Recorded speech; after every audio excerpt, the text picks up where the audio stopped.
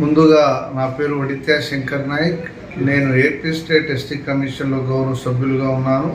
అదేవిధంగా గిరిజన విద్యార్థి సమాఖ్య ప్రజా సమాఖ్య వ్యవస్థాపక జాతీయ అధ్యక్షుడిగా కూడా పనిచేసినటువంటి వ్యక్తిగా ఇవాళ రేపు ప్రపంచవ్యాప్తంగానే కాకుండా భారతదేశ వ్యాప్తంగా ప్రపంచ మేధావిగా భారత రాజ్యాంగ నిర్మాతగా వెలుగొందినటువంటి బాబాసాహెబ్ అంబేద్కర్ యొక్క 134వ జయంతి ఉత్సవాలని పురస్కరించుకొని శ్రీ సత్యసాయి జిల్లాలో ధర్మవరం నియోజకవర్గ స్థాయిలో ముదిగుబ్బ కేంద్రంగా దాదాపుగా ఆ ప్రాంతంలో ఉన్నటువంటి గిరిజనులు కానీ బడుగు బలహీన వర్గాలకు సంబంధించినటువంటి అన్ని వర్గాల ప్రజలతో 134వ జయంతి ఉత్సవాలని ఘనంగా నిర్వహించడానికి ఇవాళ గిరిజన ప్రజలుగా గిరిజన పెద్దలుగా అందరూ కూడా ఆ యొక్క కార్యక్రమాలని ఘనంగా చేసుకోవడానికి అన్ని ఏర్పాట్లు కూడా చేసుకోవడం జరుగుతూ ఉంది.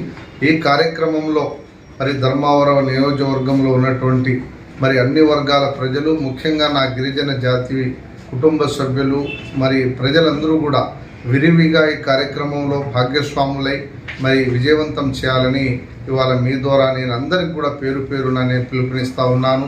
ఎందుకంటే అంబేద్కర్ మహనీయుడు దాదాపుగా 77 సంవత్సరాల క్రితమే ఈ దేశానికి రాజ్యాంగాన్ని లిఖించి ఈ దేశంలో ఉన్నటువంటి మెజార్టీ ప్రజలు దాదాపుగా 80% ప్రజలకి మంచి జరగాలి రాజ్యాంగం ద్వారా అని ఆ రోజే ఆయన రాజ్యాంగంలో అన్ని రకాలుగా అంటే విద్య, వైద్యం, ఉపాధి, సామాజిక, ఆర్థిక, రాజకీయ, విద్య, ఉద్యోగ రంగాలలో ఈ వర్గాల ప్రజలందరికీ కూడా సమాన హక్కులు కావాలని ఆ యొక్క రాజ్యాంగంలో కూడా పొందుపరచడం జరిగింది.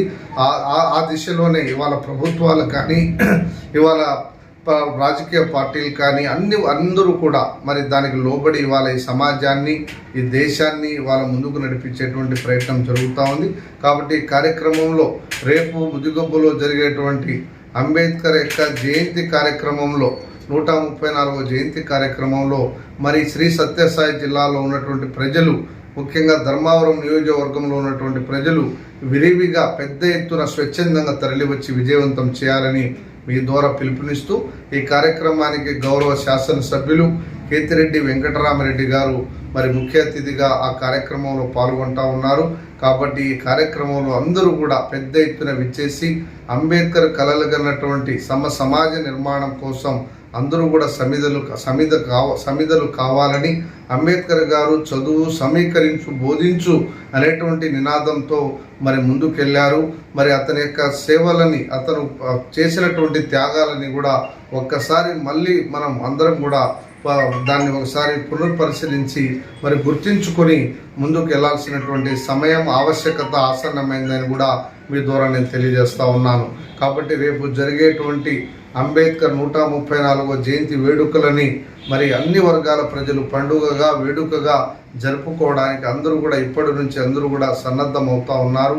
ఆ దిశలోనే కార్యక్రమం అనేది కూడా రేపు దిగ్విజయం కావాలని మీ ద్వారా పిలుపునిస్తూ సెలవు తీసుకుంటా ఉన్నాను.